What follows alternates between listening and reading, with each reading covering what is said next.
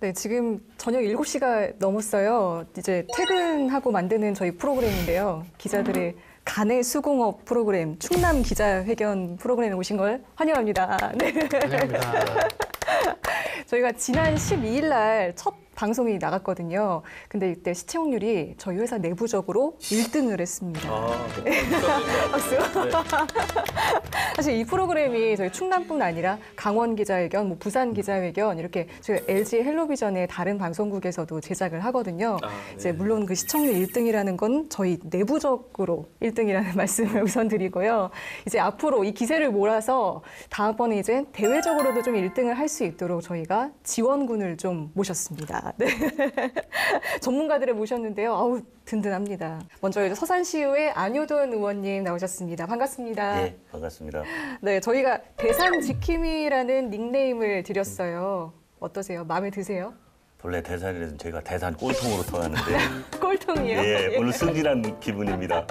고맙습니다. 좋은 닉네임 지어주셔서. 주민이 한 사람으로서 공장 인근에서 오랫동안 이거 보고 듣고 경험한 것들 뭐 아주 부담 없이 말씀드리도록 하겠습니다. 네, 오늘 기대하겠습니다.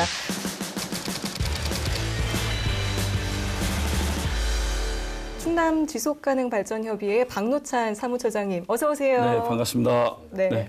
저희가 충남 사랑꾼이라는 닉네임을 드렸습니다. 어떠세요? 마음에 드세요? 네, 여기에 오니까 그동안 못다 이룬 사랑을 다 이룰 것 같습니다. 예, 사랑꾼으로서 최선을 다하겠습니다. 네.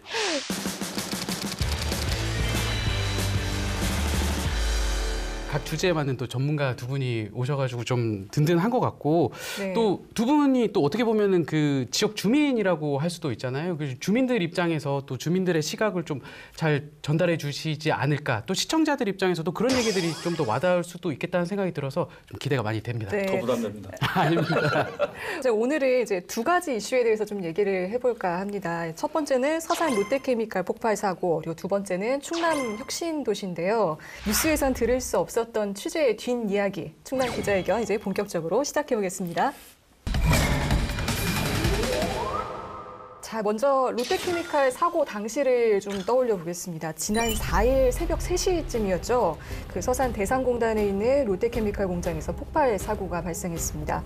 그 화학물질을 만드는 나프타 분해센터라는 곳에서 이제 압축 공정 과정 중에 가스가 누출됐고 이로 인해서 화재가 난 걸로 추정이 되고 있는데요.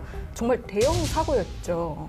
대산 지킴이 안 의원님, 대산에 사시잖아요. 네. 그때 당시 상황은 좀 어떠셨나요? 제가 대산 그 롯데케미칼에서 한 8km 떨어진 아파트에 살고 있어요. 가까이 사시네요. 네, 가까이 되게. 살고 네. 있습니다. 3시쯤에 깊이 잠들었을 때잖아요. 근데 깼어요. 저도 모르게 깨서 지진 난 것 같다. 네. 그런데 우리 이제 집사람이 달려오면서 지진이 아니라 공장 쪽에서 크게 소리가 난 것 같다. 보니까 공장 쪽에서 큰 화재가 발생한 거예요. 그래서 아, 이게 폭발 사고가 났구나 하고 바로 현장으로 달려갔죠. 가보니까 어떠셨어요? 제가 한 3시 반 정도에 도착했던 것 같아요. 네네. 3시 반쯤에 도착했는데 가면서 인근 상가를 좀 봤는데 뭐 전쟁터 같았습니다. 뭐 유리창이 깨져 있고 유리창 틀이 다 떨어져 있고 뭐 엉망이더라고요. 식당 주방에 엄청난 충격이 가해집니다. 창문이 통째로 날아가며 산산조각 나고 집기들도 뒤엉킨 채 쏟아집니다. 폭발이 난 것처럼 곳곳에 흔적이 남아 있습니다. 이번 사고로 인근 상가들은 그야말로 쑥대밭이 됐습니다. 거의 그 주민 몇 분은 넋을 잃고 그냥 앉아 계시더라고요. 땅바닥에. 그 화염 속에서요. 네. 네. 그렇게 화염이 거기까지 뭐 미치진 네네. 않았대고요. 전문 바깥이니까. 너무 놀란 거죠. 저 같은 경우에는 서산시장 기자회견을 이제 소화를 하고 한 점심때쯤에 갔는데도 한 그 식당 앞에 그 아주머니 식당 주인이 이제 앉아서 이제 멍하니 그때까지도 앉아 계셨던 거죠. 네. 그런 모습을 보면서 뭐 또 저희 같이 갔던 촬영 기자가 여기 위험하다. 뭐 추가 이런 피해가 있을 수도 있다 해서 뭐 자리를 이제 급히 옮겨드리기도 했는데 그 정도로 좀 주민들의 정신적 피해가 상당할 것 같다 이런 생각이 들었습니다. 당연히 뭐 물적 피해 이상으로 정신적 피해도 클 것 같다. 그런 부분들이 참 좀 안타깝더라고요. 옆에서 보니까. 말씀하셨듯이 멍하니 사람들이 이렇게 그런 트라우마를 굉장히 오래 갈 것 같아요. 그 지역의 주민들. 그래서 이런 문제들이 대산에서 더 이상 발생하지 않도록 뭔가 좀 조치들이 필요하지 않겠나 그런 생각도 참 많이 들었습니다. 네. 근데 이번에는 한결같이 말씀들을 하시는 게 네. 야, 이러다가 죽겠다는 걸 느꼈다는 거예요. 아. 그래서 그러면서 이제 주민들이 이분들이 이제 그 사고에 대해서 체념했다는 생각이 들더라고요. 체념했다. 하도 많이 나서 이제 체념하셨다. 네, 이런 그래서 사고가 느낌인가요? 나는 것도 중요하지만 사고가 난 후에 주민들을 보호 조치하는 행정이나 기업의 뭐라고 그럴까 이 대응이 거의 없었습니다. 항상 똑같고 그러니까 아예 체념을 한 것 같아요. 사고 직후 대응 얘기하셨는데 사실 그 사고 이후에 롯데케미칼이라든가 뭐 관계 기관의 대응은 좀 적절했는지 이 문제도 좀 짚어봐야 될 것 같아요. 우선 회사 측 롯데케미칼의 대응은 좀 적절했다고 보시나요? 뭐 주민 대피라든가 이런 부분 어떻게 생각하세요? 한마디로 말하면 조치가 전혀 없었죠. 방재센터도 사고 원점하고 꽤 많이 이격되어 있는데 그 폭발력이 얼마나 셌으면 그 방재센터 기능이 마비됐습니다. 그래서 정상적으로 이런 재난 방송이라든가 문자라든가 이런 거는 보내지는 못했어요. 그럴지라도 독고다고 대중리 같은 이런 바로 공장하고 붙어 있는 지역은 그 위에 있는 지역들하고 사고 났을 때 문자라든가 이 대응하는 방법이 달라야 된다. 이미 문자를 보내면 최초 문자가 3시 48분에 왔잖아요. 네네. 그렇지만 여기 대중리 독고시에 있는 분들은 이미 상황이 끝난 상태예요. 그렇죠. 3시쯤에 폭발을 했으니까요. 예. 그래서 주민을 위한 초동 대처는 기업이 직접 해야 된다. 그래서 기업이 지금처럼 방재센터가 고장났을 때 있으니까 방송 촬영하고 그다음에 주민들을 호송할 수 있는 버스를 좀 바로 사고가 나자마자 마을을 돌으면서 대피시키고 방송을 해야 된다. 근데 이 시스템이 전혀 작동을 안 한 겁니다. 저는 좀 인상 깊었던 게 네. 저 같은 경우에는 점심 때쯤 다 돼서 이제 갔는데 좀 처참한 현장이었는데 어떤 좀 2차 사고가 사실 좀 우려되는 상황이었거든요. 뭐 바람도 그날 좀 그쵸, 강하게 맞아요. 불었고 그날 뭐 강풍주의보도 있었잖아요. 네, 그래서 이제 뭐 외벽 구조물 같은 게 뭐 이렇게 달랑달랑 매달려 있다든지 뭐 그런 것들 뭐 추가 붕괴라든지 이런 것도 우려되는 상황이었는데 경찰차 이제 차량이 돌아다니면서 이제 사진을 차에서 그냥 사진만 찍고 있고 뭐 하다못해 이제 폴리스 라인처럼 이렇게 뭐 접근 금지라든지 이런 표시도 전혀 안 돼 있고 뭐 기업 관계자나 뭐 지자체 관계자 뭐 경찰 소방 뭐 관계자분들이 전혀 뭐 눈에 보이지가 않더라고요. 피해 현장에서. 그래서 저희도 취재를 하는 입장에서 처음에는 이제 잘 모르고 이렇게 좀 가까이 갔는데 아차 싶었던 게 보니까 이제 가까이 거기 오래 머물면은 또 다칠 수도 있고 그런 위험이 있더라고요. 그래서 그런 부분들은 좀 더 개선이 돼야 되지 않나 이런 생각이 들더라고요. 예. 정확하게 말씀하신 게 이게 이제 매뉴얼이 있습니다. 네. 이 사고가 났을 때 기업은 어떻게 하고 민간은 어떻게 하고 행정은 어떻게 하고 이 매뉴얼이 있는데 이 매뉴얼을 평상시에 얼마큼 숙지하고 이걸 연습하고 훈련하고 이걸 통해서 굉장히 그 사람의 안전과 생명을 지킬 수 있는 거거든요. 그러니까 처장님이 말씀 잘하셨는데요. 꼭 매뉴얼에 대한 연습이 필요하거든요. 그런데 이 연습이 없는 겁니다. 그래서 그날 또 3시 한 반 정도 됐을 때 그 현장 롯데케미칼 정문에 인근 마을의 이장님들이 다 오셨었어요. 독꽃 1, 2, 독꽃 1, 2, 대중리 이장님들 오셔서 한결같이 1시간 동안 한 얘기가 2차 폭발이 위험이 있냐 없냐 우리 주민들 대피시켜야 되냐 말아야 되냐 이걸 물어보는 거예요. 근데 이거에 대해 대답을 해주는 사람이 없어요. 참 안타깝게 생각합니다. 이게 일반 기업들의 어떤 사고보다도 더 못하게 대처를 했다는 것은 이건 굉장한 문제가 있는 겁니다, 실제로. 네. 저는 우선 이제 다수의 시민들에게 일단 문자나 SNS, 뭐 방송 매체 이런 거를 통해서 널리 알렸다는 건 잘 했다고 봐요. 물론 초기에 가장 가까운 주민들한테 알리는 거는 못했지만 그 이후의 대처는 그래도 서산시의 대응은 좀 괜찮았다고 보거든요. 그런데 지금은 이제 이후에 코로나19 확진자가 나오고 좀 이슈에 가려서인지 현재는 지금 얘기가 없어요. 너무 이렇게 쏙 들어간 것 같아요. 너무 조용하고요. 그래서 이제 사고 난 지도 좀 돼서 피해 집계도 됐을 텐데 몇 명이 얼마나 피해를 봤는지 이런 내용도 전혀 지금 다뤄지지 않고 있거든요. 물론 회사가 나서서 적극적으로 해야 될 일이지만 그 중간에서 서산시가 좀 중개하고 오히려 좀 이렇게 서로 역할을 환기해주는 역할을 해야 되지 않나 싶거든요. 어떻게 좀 보십니까, 의원님?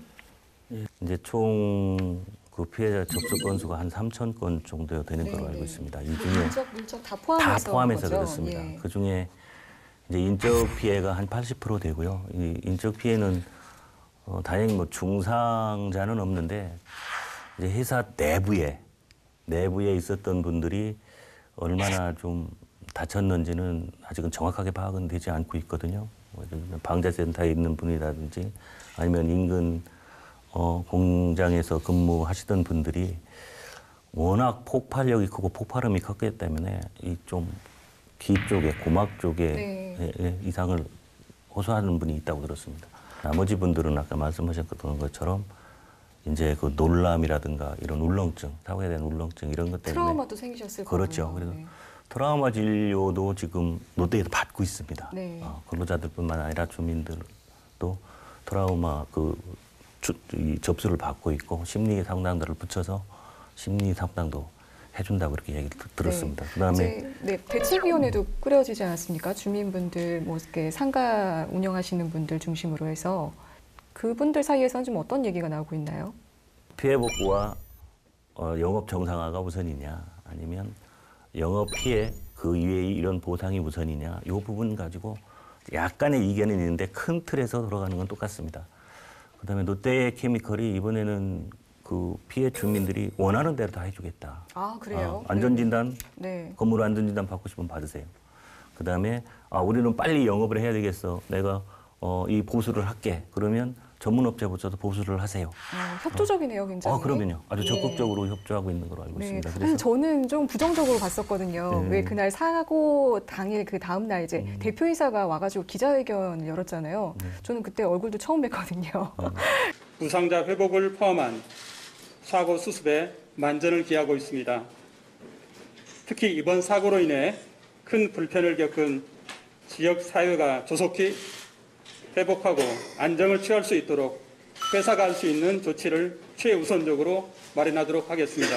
그 회견문을 잘 보면 그 회사가 할 수 있는 조치를 최우선적으로 마련하도록 하겠다.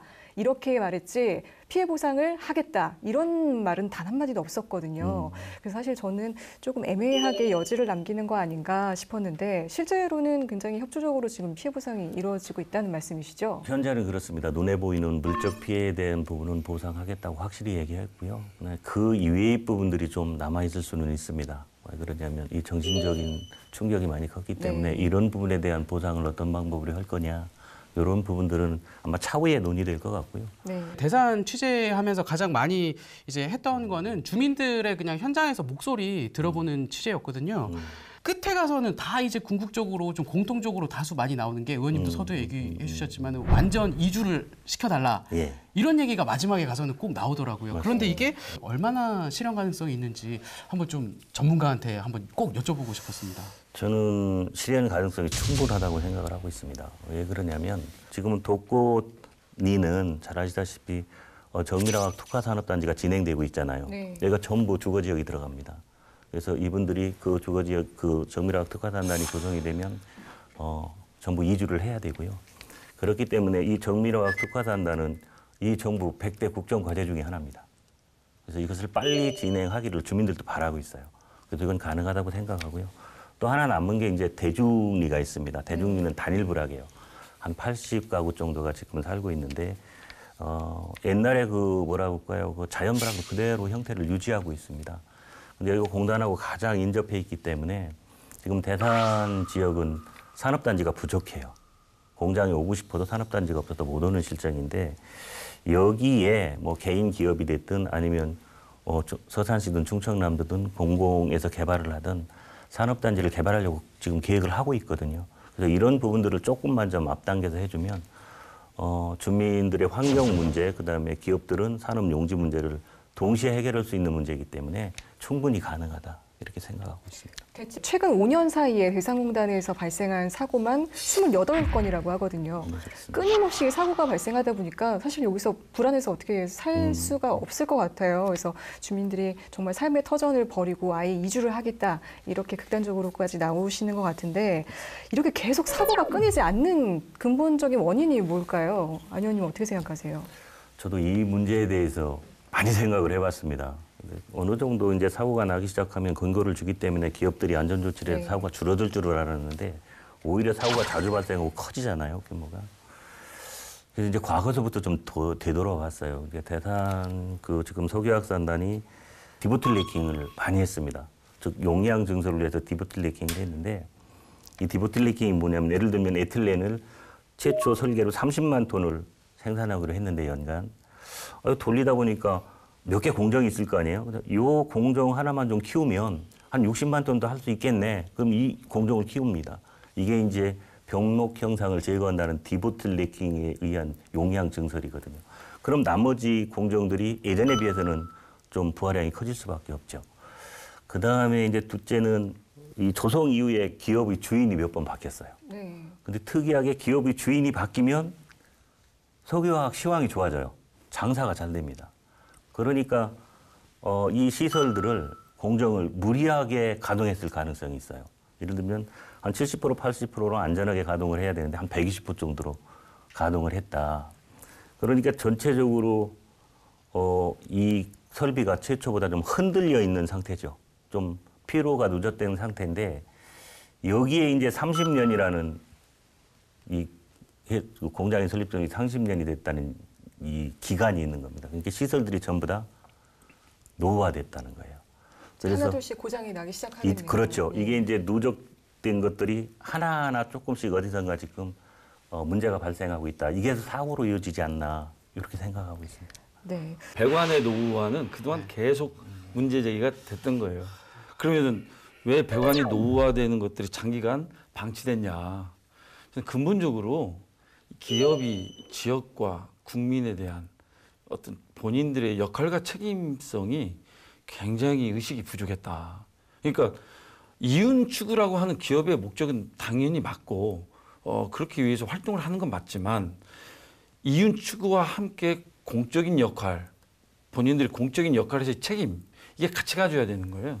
그러니까 이 노후화된 배관이 장기간 방치되면 사고는 당연히 나는 것은 예측되는 것이고 그렇다고 하면 일정 정도의 이윤에서 시설 투자를 할 수 있는 그런 그 노력들, 그런 마인드가 있어야 되는데 이런 것들이 없었던 거죠. 저는 이 부분을 새롭게 좀 그 디자인하고 또 시설을 교체하고 하는 것들은 저는 앞으로 굉장히 좀 필요하지 않을까 네. 그런 생각이 좀 들어요. 그런데 뭐 처장님 말씀에 전적으로 동의할 수는 없고요. 왜 그러냐면 대산에 있는 기업들이 전부 다 대기업이거든요. 대기업이고 안전이나 환경 문제를 뒤로 할 만큼 양심이 없는 기업들은 아니에요.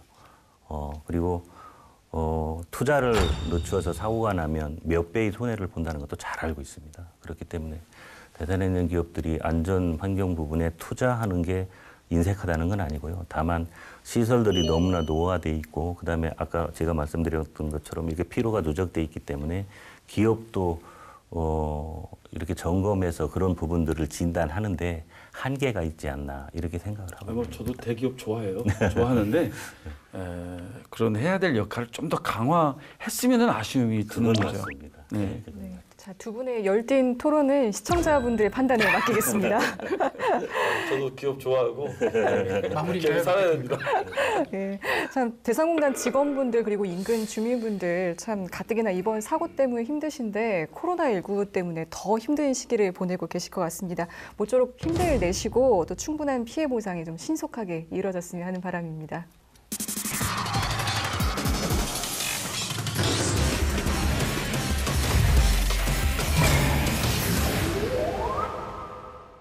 자, 이번엔 두 번째 주제로 충남 혁신도시에 대해서 얘기해 보겠습니다. 이제 분위기 좀 띄워볼까요? 네.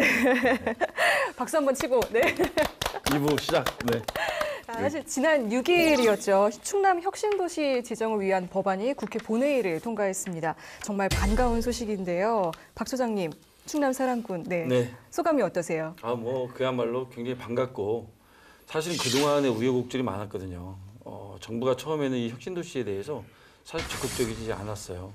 또 중간에 또 막바지에 어쩌면 대구 경북 정당의 의원들이 이걸 또 적극 반대하고 나서고 하면서 정말 이게 될까라고 하는 굉장히 그 조마조마한 마음이었고 긴장감이 좀 높았는데 어찌됐든 본회의를 통과하고 나서 이런 것들이 우리 220만 충남 도민들이 함께 한 방향을 보고 같이 뛰었기 때문에 가능하지 않았나 싶어서 굉장히 그런 의미에서 저는 아주 좋은 우리 충남의 어떤 그 거버넌스를 아주 선도적이고 모험적으로 만들어낸 사례가 아닌가 그런 생각도 들어서 참 의미 있게 생각하고 있습니다. 이게 한 번에 쉽게 되면은 재미가 없잖아요.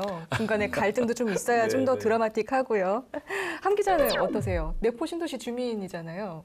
내포 신도시가 지금 제일 유력한 그 후보지잖아요. 그래서 뭐 도민의 한 사람으로서 또 내포 신도시 주민으로서 저도 당연히 기분 좋았고, 사실 처장님 말씀하셨듯이 이게 국회 또 이제 그 선거법 패스트트랙 파행부터 시작해서 이제 막판에 일부 그 좀 부정적인 기류들 그런 것 때문에 사실상 저는 좀 이게 쉽지 않겠다라는 네. 쪽으로 개인적으로는 좀 전망을 했었는데, 이게 거의 마지막 이제 문턱에서 이게 통과가 돼서 참 저도 좀 기대 이상의 그런 성과를 냈다 이렇게 보고 있습니다.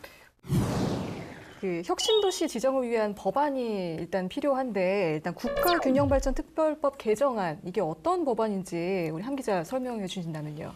일단은 그 말 그대로 기존에 있는 그 국가균형발전특별법의 그 일부를 이제 개정을 하는 건데요. 그 개정 내용을 보면은 지금 그 대전과 충남을 좀 혁신도시로 지정할 수 있게 하는 내용을 담는 겁니다. 그래서 보니까 이제 핵심이 18조더라고요.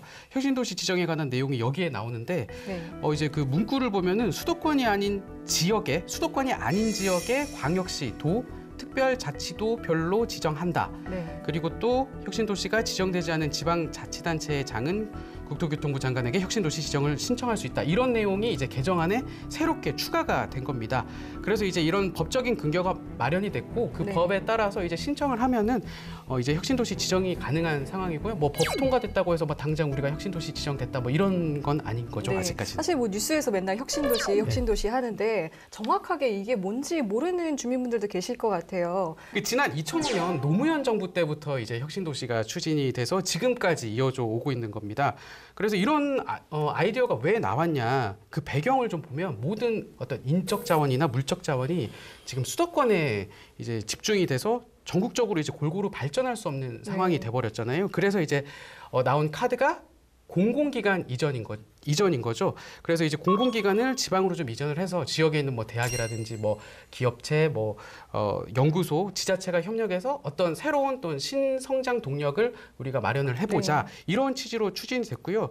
2012년부터 19년까지 수도권 345개 공공기관 중에 절반이 좀 안 되는 153개 기관이 네. 전국에 10개 지금 혁신도시가 조성이 되어 있는데 그쪽으로 지금 이전을 완료를 했다고 합니다. 아, 그렇군요. 그 공공기관 수도권 집중률이 한 85% 정도 됐는데 이 혁신도시로 인해서 한 35%까지 낮아졌다고 하더라고요. 그런데 그렇다면 충남은 그동안 왜 혁신도시 지정이 안 됐었던 건지 궁금하거든요. 사실은 이제 그 세종시를 건설할 때 세종시가 충남 내의 지자체로 존재할 건지 아닌지에 대한 네. 고민들이 좀 있었어요. 네. 그러면서 결정은 되지 않았지만 그 당시에 이제 충남 내로 갈 거다라고 하는 어떤 흐름들이 있었고 네. 그런 흐름 때문에 2005년도에 이제 중앙정부와 지방 간의 협약에 사실은 그 충남이 빠집니다. 왜 그러냐면 네. 세종시가 충남 내에 있으면 굉장히 많은 부처들이 이제 이전되고 네. 많은 공공기관들이 들어오는 효과를 같이 볼 수 있는 거기 때문에 그 외의 지역에 공공기관을 분산해서 좀 국가균형 발전을 이루자 이제 이런 취지였던 거죠. 그래서 그때 당시에 충남은 세종시가 올 걸로 기대하고 이제 저희들이 이 혁신도시에 대한 뭐 것을 별도로 노력을 많이 하지 않았던 거죠. 그런데 이제 그런 것들에 의해서 그 협약서나 그런 과정들에 의해서 이제 지금까지 시즌 1이라고 하는 이 기간이 이제 작년까지 아까 말씀하신 대로 153개 기관이 이전됐는데 그런 그 공공기관들을 전혀 받지 못하는 그 상황들이 연출이 된 거죠. 어떻게 보면은 당시 세종이 있다는 이유로 충남은 역차별을 받은 건데 실제로 그로 인한 좀 불이익이 있었나요? 어떤가요? 그 눈에 보이는 피해들이 이제 숫자로 좀 이제 그 집계가 됐더라고요. 네. 그래서 충남은 이제 2012년 세종시 출범으로 인구가 13만 7천 명이 감소했고 지역 총생산도 25조 2천억 원. 참 이게 감이 안 오네요. 예, 안 오는 숫자인데 네. 그리고 면적 역시 437제곱킬로미터 정도가 줄어든 것으로 세종이 나타났다고 합니다. 빠져나가서 그런 그렇죠, 거죠. 예. 네. 그럼 이제 그 앞으로 혁신도시 이제 충남 혁신도시가 지정이 된다면 좀 어떤 것들이 달라지는지 궁금해요. 좀 기대감도 크고요. 아무래도 이제 혁신도시가 지정이 돼서 공공기관들이 유치가 되면 가장 중요한 건 인구 유입 효과 네. 아니겠어요? 인구 유입이 된다는 것은 이제 세수 효과라든지 또 인구가 유입되면서 어떤 역동성, 그러니까 자영업이나 어떤 그 안에서의 어떤 경제적인 선순환 구조가 그만큼 만들어지는 거기 때문에 지역에 활력을 불어넣을 수 있는 계기가 되는 거고, 또 하나는 뭐 매스컴에서 많이 이야기를 했지만 정말 우리 지역의 미래인 청년들이 정말 양질의 일자리를 공급받을 수 있다는 것들. 또 공공기관이 들어오면 어쨌든 저희들이 그 공공기관을 통해서 기업이나 이런 것들이 들어올 수 있는 어떤 여건들을 좀 만드는 데 도움이 되고요. 또 공공기관과 또 우리 그 행정이 협업을 통해서 중앙정부의 공모나 이런 부분들에서 그 우리가 좋은 사업들을 확보하는 데 굉장히 도움이 됩니다. 그리고 또 하나는 이제 어쨌든 공공기관이 유치되면서 그 거기에 그 여건을 갖추기 위한 SOC들이 구축이 되잖아요. 그것들을 통해서 이제 지역의 어떤 사통팔달로 구축이 되면서 어떤 효과들을 얻을 수 있고, 세수가 증가하고 인구가 증가하고 이런 것들이 경제의 선순환뿐만 아니라 문화의 문제, 복지의 문제, 교육의 문제, 그동안에 인구가 없어서 혹은 경제가 어려워서 정말 그 수도권과 농촌과 이 격차들의 네. 굉장히 많은 어려움들이 있었거든요. 이런 것들을 조금이나마 좀 극복할 수 있는 하나의 어떤 그 키가 되기 때문에 저는 그런 의미에서 좀 도움이 될 수 있지 않나라는 생각도 듭니다. 사실 공공기관 하면은 요즘 청년들이 굉장히 선망하는 그런 직업이잖아요. 뭐 일부 기관은 뭐 신의 직장이다, 뭐 이런 별명까지 있는데, 사실 공공기관이 오면 청년들을 의무적으로 이제 혁신도시가 지정된 곳은 이 지역 인재를 의무적으로 일정 비율 채용하게끔 돼 있잖아요. 네. 그 효과가 굉장히 상당할 것 같아요. 함 기자 어떠신가요? 예, 일단은 그 최대 30%까지 채용할 수 있는 것으로 30%요? 예, 네. 돼 있고요. 아무래도 주신 대로 지금 지역이 아무래도 이제 좀 고령화되다 보니까 네. 더 충남도 마찬가지고, 그래서 청년들이 좀 이렇게 지역에 뿌리를 내리면은 아무래도 지역에 활기가 일단은 생길 것 같고요. 자연스럽게 인구 증가로도 이어지고, 또 사람들이 이제 많이 모이다 보면은 청년들이 뭐 결혼도 하고 하면은 자연스럽게 정주 여건도 개선되는 그런 좀 선순환 구조가 이루어지지 않을까, 그런 생각이 듭니다. 공공기관 오면은 이제 지역 인재를 의무적으로 채용한다고 하시잖아요. 그럼 지역 인재 저희도 좀 포함이 되는 건가요? 네, 의무 전 아닙니다. 하지 않으세요? 아, 솔직하던데요? 네, 저는 나중에- 여기에 지금 뿌리를 내리고 있기 때문에. 지켜보겠습니다. 네. 근데 저는 개인적으로 이제 처장님한테 한번 여쭙고 네. 싶은 게, 지금은 이제 균특법이 통과된 지가 얼마 안 됐고 지정을 눈앞에 보는 시점이기 때문에 좀 어떻게 보면 장밋빛 미래, 좀 기대에 찬 분위기들이 네. 좀 많은 거는 사실인데, 이제 다른 지역의 또 혁신도시 사례를 보면은 또 실패한 사례도 있지 않습니까? 뭐 텅 빈 혁신도시다 해서 뭐 보도도 많이 되고, 특히 이제 그 수도권과 가까운 뭐 원주라든지 뭐 이런 데를 보면은 아직까지도 뭐 서울에서 출퇴근을 한다든지. 근데 이제 그런 좀 기시감이 있는 게, 내포 신도시도 아직까지도 지금 정주 여건이라든지 좀 뭐 도청 직원들이 대전에서 뭐 출퇴근을 한다든지 이런 부분들이 있기 때문에, 좀 다른 지역 사례에서 좀 저희가 타산지석을 삼을 만한 그런 부분들은 없는지, 또 좀 미리 대비해야 될 점들은 없는지, 그런 것도 한번 여쭙고 싶었거든요. 그게 굉장히 중요한 고민이어야 될 걸로 봅니다. 실제로 정부도 이제 시즌 2를 시작을 하면서 혁신도시의 어떤 문제, 그걸로 인한 과제를 고민하거든요. 그러니까 혁신도시가 들어왔지만 결국 그것이 지역 내에 어떤 그 역동성을 끄집어낼 수 있는 핵심적인 역할을 했냐 해 보니까, 물론 도움은 굉장히 많이 됐습니다. 뭐 고용의 효과, 지역 경제의 효과, 실제로 데이터상으로 보면 도움이 되긴 했는데, 기대했던 만큼, 또 아니면 그 지역 내의 어떤 풍선 효과, 뭐 이런 것들로 인한 어떤 그 오히려 불균형 심화, 이런 것들이 되거든요. 그래서 정부도 이제 시즌 2를 통해서 어떤 원도심을 좀 활성화시킬 수 있는 방안들을 고민하고 그렇게 좀 추진을 하려고 하고 있습니다. 다행히 이제 내포는 원래 이제 10만을 규모로 저희들이 추진했지만 지금 한 2만 7천 정도밖에 안 되거든요. 올해까지가 목표가 10만이었잖아요. 네, 원래 그렇죠. 네, 2020 근데 뭐 지금 년까지. 2만 예. 7천 정도밖에 안 되니까 더 이상 도내 공공기관을 여기 유치한들 도저히 답이 없는 거예요. 그러니까 사실은 이제 혁신도시가 지정이 되면 여기는 그 부지를 어느 정도 계획적으로 다 확보를 해놨기 때문에, 내포로 하면은 그 공공기관이 이전될 때 굉장히 좋은 장점들을 많이 갖고 있습니다. 그래서 그런 부분들은 굉장히 자리 잡는 데 도움이 될 것 같은 생각이 들고요. 다만 내포를 중심으로 혁신도시가 완성이 됐을 때 충남 안에서의 균형적인 발전들을 어떻게 고민할 건지 또 내포뿐만 아니고 지금 현재 북부권과 내포 외의 어떤 그 지역들에 대한 관계 설정 이런 것들을 어떻게 할 건지 저는 이런 것들이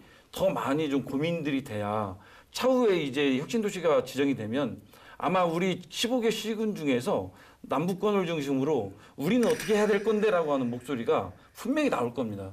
이런 것들을 충남도가 기초 단체들과 같이 머리를 맞대서 고민하고 대안을 찾는 것들이 좀 하루빨리 진행이 좀 돼야 되지 않을까 싶은 생각이 좀 듭니다. 그 부분에 있어서는 우리 서산 시민분인 안 의원님께 좀 여쭙고 싶어요. 사실 내포 신도시가 발전이 좀 되지 서산시가 발전이 될까 좀 아무래도 그쪽은 좀 관심이 덜하지 않을까 싶거든요. 서산 시민으로서야 조금 좀 우리 충청 내에서도 우리가 조금 좀 균형 발전 차원에서 좀 홀대받는 거 아니냐는 생각을 가질 수는 있는데요. 제 생각은 좀 다릅니다.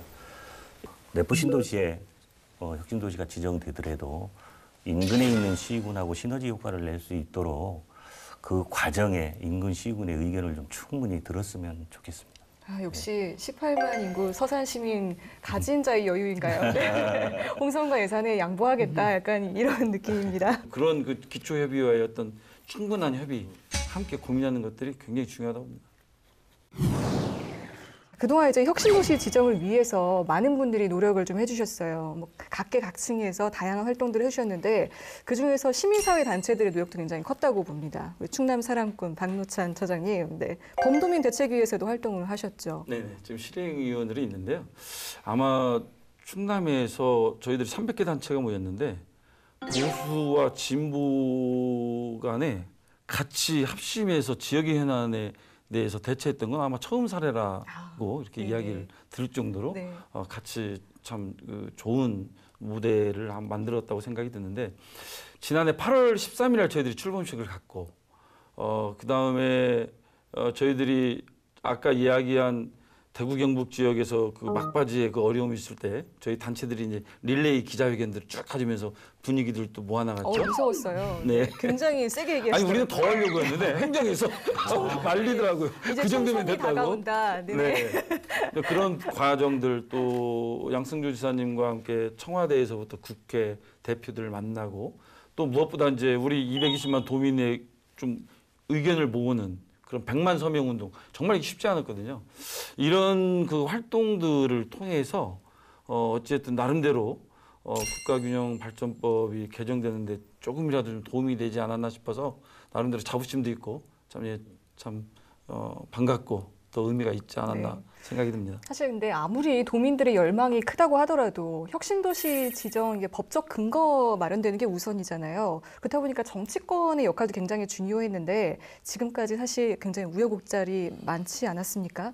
그날 언제였죠? 지난 1월이었나요? 그 임시국회 열리기 전에 이제 국회 본회의 통과를 앞두고 있는데 이제 그때 당시에 자유한국당 소속 대구 경북 일부 지역 일부 의원들이 이제 충남 혁신도시를 반대한다 이런 움직임을 좀 보였었어요. 그래서 그 이후 굉장히 충남에서도 좀 난리가 났었는데 양승조 지사가 기자회견을 열고 굉장히 세게 얘기하셨어요. 그때 좀 회상하시면 어떠신가요? 저는 이 균특법 개정에 가장 큰 공을 세운 분이 사실은 양승조 지사를 꼽아도 손색이 없다. 저는 이제 그렇게 생각을 합니다. 왜냐하면 취임하기 전에 이 혁신도시 지정에 대한 부분을 대표공약으로 넣을 때 굉장히 많은 그 참모들이 말렸다고 그래요. 이미 지정된 건데 이거 안 된다. 이거 공약을 이룰 수가 없다라고 했는데 이걸 이제 밀고 나가고 그러면서 이제 결국 그 뚝심이 통한 거 아니겠어요? 그래서 결국은 수장으로서의 역할을 하는데 굉장히 많은 힘이 됐다라고 하는 건 당연한 거고 또 특히나 이제 우리 충청권의 국회의원들이 여야를 가리지 않고 함께 공조했다라고 하는 것도 저는 이번에 굉장히 좋은 의미를 둬야 될 사항이 아닌가 싶습니다. 혁신도시가 지정이 실제로 됐어요. 근데 그렇다고 갑자기 이제 충남이 막 발전하고 이런 건 아닐 것 같아요. 마냥 장밋빛 미래를 그릴 수는 없을 것 같은데 충남도 앞으로 그만큼 노력해야 할 부분이 있는 것 같은데 어떤 게 있다고 보십니까? 일단은 이제 혁신도시 지정의 최종 목표는 공공기관 이전이기 때문에 저는 우리 지역이 고민하고 있는 성장 동력을 더 시너지를 낼 수 있는 공공기관, 또 그런 공공기관들이 들어오면 그런 공공기관을 통해서 지역에 더 많은 시너지를 낼 수 있는 그런 고민들을 행정 단위에서만 하는 게 아니고 이것이 이제 결국은 지역의 다양한 분야와 함께 거버넌스 체계를 좀 구축해서 같이 고민을 좀 담아내는 그릇을 만들고 거기에서 더 좋은 의견들을 좀 만들어서 좀 실행할 수 있는 그런 체계들이 좀 만들어야 되지 않나 싶은 생각이 듭니다. 저희 그 충남 혁신도시는 좀 특수성이 있는 것 같아요. 그 다른 지역과 달리 이제 2개의 기초 지자체가 같이 공존하고 있기 때문에 그 혁신도시 그 균특법 통과된 직후에 홍성군하고 예산군에서도 환영한다는 보도 자료를 냈는데 제목이 좀 한번 소개를 드리고 싶었는데 홍성 같은 경우에는 홍성군 충남 혁신도시 시대 본격 점화. 아주 누구나 예상할 수 있는 그런 제목으로 이제 뽑혔어요. 뭐 내용도 뭐 앞으로 이제 대학병원이나 뭐 대학교나 기업 유치를 앞두고 있으니까 뭐 시너지 효과를 내겠다. 뭐 기대가 된다. 이런 내용이었는데 예산군은 이제 예산군 충남 혁신도시 지정 파란불 예산 발전의 정기 마련하고 그다음에 내포 신도시 불균형 해소 획기적 전환 기대. 이렇게 돼 있더라고요. 약간 이제 뉘앙스가 미묘하게 차이가 있는데 예산에서는 그 내포 신도시 항상 문제를 거론을 할 때 좀 불균형 문제를 많이 얘기를 했었잖아요. 뭐 홍성에 비해서 예산이 이제 좀 균형이 좀 발전이 좀 더디다 이런 목소리가 지역에서 계속 나왔던 만큼 혹시나 뭐 저는 뭐 앞선 우려일 수도 있는데 좀 그런 그 충남 전체의 균형 발전도 있고 홍성 예산에 또 균형 발전 문제도 있는 것 같아요. 그래서 그 부분들을 충남도와 같이 좀 협력해서 잘 이렇게 소통하고 협력을 한다면은 좀 훌륭한 혁신 도시가 될 수 있지 않을까 그렇게 생각합니다. 네. 자, 오늘 서산 롯데케미칼 폭발 사고와 그리고 충남 혁신도시 관련해서 얘기 나눠봤습니다. 먼저 우리 대산지킴이 안효든 의원님 오늘 어떠셨나요? 사실은 이 대산공단의 환경안전 문제 얘기하면 참 답답한 면이 많습니다. 행정기관도 잘 들어주지 않고요. 그다음에 기업도 기업 나름대로 자기들 매뉴얼이 있기 때문에 민간의 얘기를 그렇게 귀담아 듣지는 않습니다. 근데 오늘같이 우리 처장님도 나오셔서 저보다도 더 전문가이신 것 같아요. 깜짝 놀랐습니다. 네, 깜짝 놀랐습니다. 이렇게 방송을 통해서 자꾸 얘기를 하고 문제 제기를 하면 행정도 그렇고 기업도 그렇고 좀 달라지지 않을까 하는 기대를 갖고 있습니다. 고정 질문이 있습니다. 저희 충남 기자회견 나오시는 분들한테 공통적으로 드린 질문인데요. 오늘 롯데케미칼 폭발 사고 한 줄 평을 해주신다면요. 산업 현장의 사고는 설마를 먹고 자란다. 어떤 의미인가요? 저렇게 큰 사고가 징후 없이 갑자기 발생하지는 않았을 겁니다. 그럼 징후가 분명히 보이는데 설마 내가 여기서 근무하는 동안 무슨 일이 있으냐 이런 설마 이것이 좀 사고를 키우고 또 어느 순간에 사고를 발생하게 하는 게 아닌가 하는 그런 소문들이 실제로 있습니다. 네. 자, 이제 충남 사랑꾼 박노찬 처장님 오늘 함께하신 소감 어떠신가요? 저는 그 우리 도민들과 함께 혁신도시에 대한 공감을 좀 같이 가질 수 있는 시간이 된 것 같아서 굉장히 또 의미가 있고 고맙습니다. 그냥 넘어갈 수 없죠. 한 줄 평 해주신다면요. 혁신도시에 대해서요? 네네. 네, 혁신도시는 협력과 연대를 통한 자치분권의 승리, 또 220만 도민의 승리 이렇게 표하고 싶습니다. 오늘 참 명언이 쏟아집니다. 네. 네, 마지막으로 이제 충남 박지성 한범우 기자는 오늘 소감 어떠신가요? 네, 저는 다른 사람의 명언을 가져왔습니다. 식상한데요? 네, 혁명의 상징 체게바라의 이제 명언 중에 제가 좋아하는 명언인데 불가능한 꿈을 꾸는 리얼리스트가 되자 이런 명언이 있잖아요. 어떻게 보면 혁신도시 관련해서 준비한 건데 좀 처음에는 말씀하신 대로 뭐 공약에서 뭐 빼야 된다 뭐 이럴 정도로 가능성이 낮아 보였는데 거의 지금 실현을 목전에 두고 있기 때문에 좀 목표를 원대하게 잡고 이제 또 남은 과제가 있기 때문에 또 실무적으로는 또 현실성 있게 또 추진을 해 나가면은 좀 멋진 혁신도시가 되지 않을까 그렇게 생각합니다. 지킴이와 사랑꾼, 우리 지역에 대한 정말 애정과 전문성을 느낄 수 있었고요. 한 줄 평을 하자면 오늘 주제에 좀 비유를 해서 기자들과 패널 두 분의 케미가 폭발한 혁신적인 날이었다. 이렇게 남기고 싶습니다. 주요 키워드들이 다 들어가 있는. 네. 케미가 롯데케미컬이 다 연결이 되네요. 네.